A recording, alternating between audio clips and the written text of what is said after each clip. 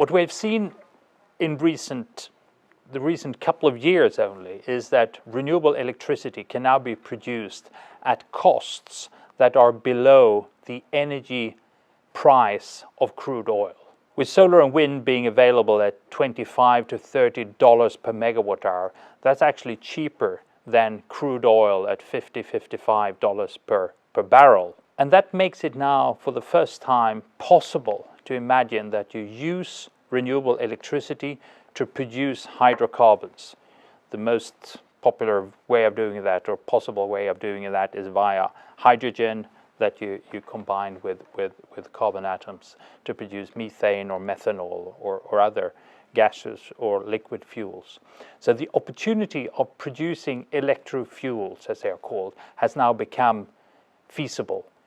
Of course, the most efficient way will be to use electricity, feed the electricity into the electricity grid when demand is high and prices are high, and then use renewable electricity to produce fuels that can substitute oil when supply is higher than demand and you have a surplus.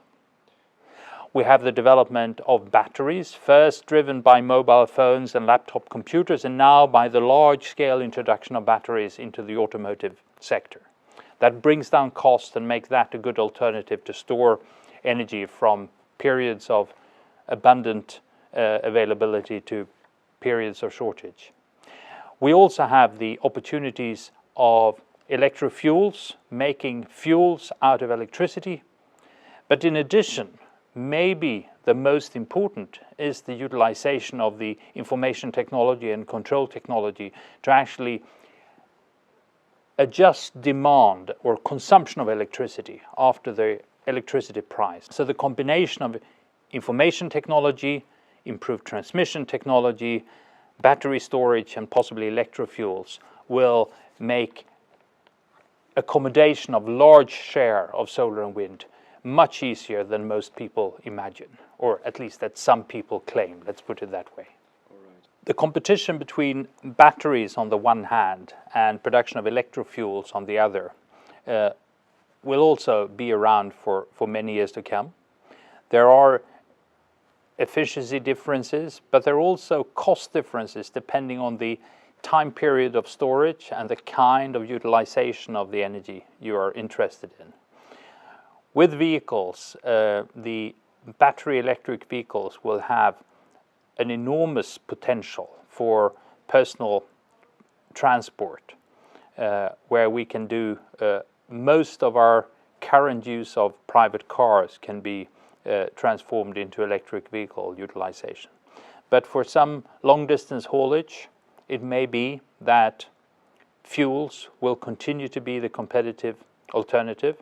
For transport in rural areas where it is not feasible to build the kind of electric infrastructure that would be necessary for electrification of roads, for example, fuels will have an advantage for a long time. And also the electrofuels makes it possible to store energy over longer time periods. The economics of batteries is good for short time storage, from day to night, from one day to the next. But if you want to store larger amounts of energy over longer periods, from summer to winter, for example, then fuels, electrofuels, has a potential to be competitive for many years to come. All right. So maybe I go back to Europe myself.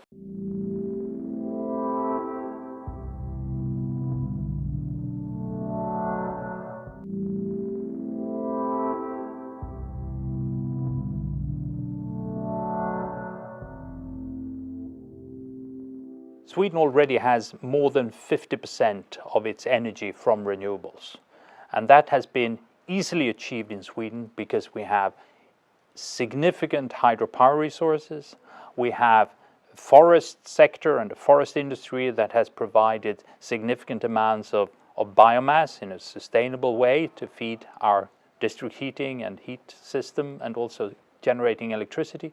And the country is large, so we have also a significant potential to build more wind power. Solar is not our strongest point, especially not in northern Sweden where there is no sun at all during the winter. But Also in Sweden, solar energy will be used much more than today. And on the whole, if you look at it from a European perspective, Sweden is among the countries which have the potential economically to be a net exporter of sustainable renewable electricity and fuels for the rest of Europe. I think it's hard to see a disadvantage for Sweden as such. Of course, Sweden, as many other European countries now, have a situation where the old electric power companies in particular are in difficulties because of low cost of renewables. And we have, as France, a large nuclear sector, which creates an economic pressure on the politicians to slow down development, not to have a result of large nuclear liabilities ending up with the taxpayers. That may be a political force that will slow down development in some European countries. But on the whole, I don't think that will block development, might slow it down, but definitely will not hinder it in the long term. The most efficient, important policy instrument in Sweden has been the carbon taxation. The carbon taxation increased even further from the 1990s, when the climate change issue became a major public issue in most of the world. And because of that, we have managed to decrease the use of fossil fuels for heating and electricity generation significantly. And the tax level on fossil fuels and carbon emissions in Sweden has been much, much higher than the current price of the European emission allowances. The taxation of fossil fuels has also been politically popular. It has been popular because there is little resistance in Sweden. We don't have any domestic fossil resources, so there is no fossil lobby. But it's also popular despite being a tax, because it was introduced as a tax shift. A shift where the government increased its revenue by taxing fossil fuels and at the same time lowered other taxes that were less popular, less well motivated. I think at European level, what I would like to do now is to reduce the dependence on subsidies to renewables and instead ensure that you had full economic liability for the external cost of fossil fuel and nuclear. In the nuclear sector, the most important reform would be to change the liability for accidents so that the operators of nuclear power plants had to guarantee that they could pay also for large accidents.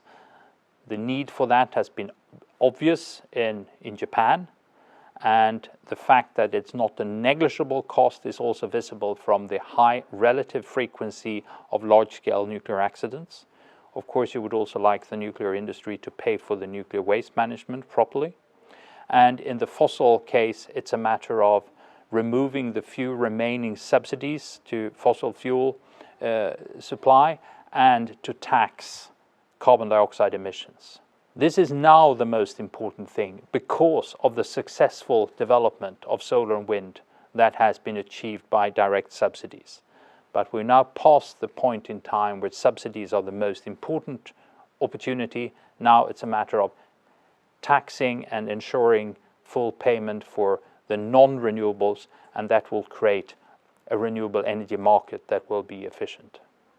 I think it's unavoidable that in the end, in the long run, we will have 100% renewable energy. The question is, how long time will it take? Today, many companies and countries talk about reaching 100% renewables by 2040, 2050. And I think that is very likely that they will succeed. I think many will succeed faster than today anticipated. And the simple reason is that costs have fallen, so it is becoming profitable to make the transformation. And once we have passed that turning point, development will speed up, not slow down. It will be driven by market forces, not by government policies. So I think this is something that will surprise many, that development will be faster than previously anticipated.